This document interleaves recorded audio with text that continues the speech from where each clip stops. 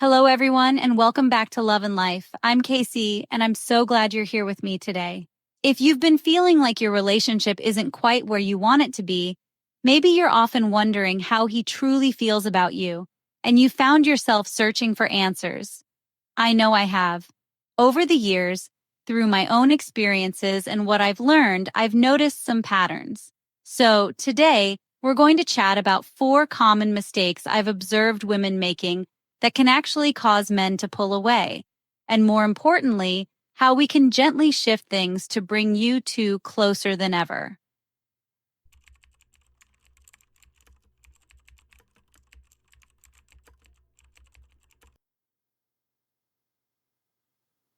Okay, let's dive right into the first one, letting things go too far, too soon. Now, what does too soon even mean? It's basically when there isn't a strong emotional connection or attachment built between you two yet, and he's not truly invested.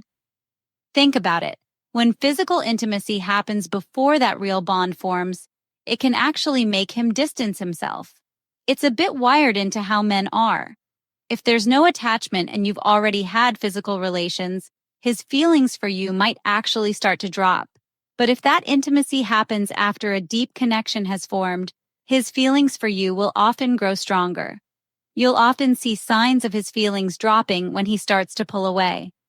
So, how do we shift this? It's about being mindful and intentionally creating space. Maybe avoid situations that often lead to intimacy, like not always heading straight to each other's places or being out alone really late. It's about building that emotional foundation first. Next up is something many of us unknowingly do, pursuing him. What I mean by pursuing is when you're consistently putting in more effort and care into the relationship than he is. Now, this can actually make a man feel a bit, well, less masculine. A man feels like a man when he's the one pursuing and earning your affection. If you're doing all the chasing, he might unconsciously distance himself because he's not feeling that natural drive to connect and protect. Instead of chasing him, let's pivot and chase your own femininity. Focus on what makes you feel more graceful, more soft, more authentically you. This could be anything from speaking gently to nurturing your appearance in a way that makes you feel good or simply radiating kindness. When you embody your feminine energy, it naturally draws a man in because deep down, men are looking for that complementary feminine presence. The third mistake is something we've probably all touched on at some point, becoming emotionally dependent on him. This basically means you feel like you need him to be happy or to live your best life. Think of it like this. If you hurt your leg and he carries you for a bit, that's sweet and supportive. But if you never treat your leg and he has to keep carrying you, it eventually becomes a heavy burden. Now imagine if both your legs are strong and healthy, you can walk hand in hand for miles enjoying the journey together. To fix this, it's all about cultivating a rich, fulfilling life outside of him.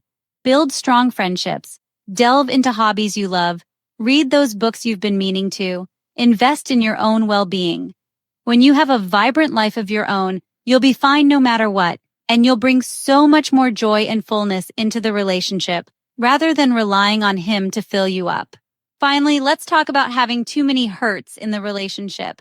This refers to frequent arguments, getting angry, attacking each other, or trying to control one another. When there's a constant cycle of hurt, it creates a ton of tension and absolutely drains his feelings for you over time. The key here is to consciously stop the actions that cause that hurt. Instead of getting angry, try using gentle words to discuss problems. And about that making him want to report to you idea, let's rephrase that to building trust and open communication.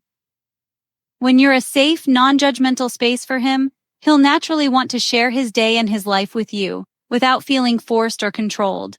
It's about creating an environment where he feels safe and loved enough to be open. So, to quickly recap, we've identified 4 common pitfalls in relationships: rushing intimacy, chasing instead of attracting, emotional dependency, and allowing hurt to build up. The beautiful thing is, you don't need a complete overnight transformation. Simply recognizing these patterns and making a few gentle shifts can truly change the dynamic of your relationship.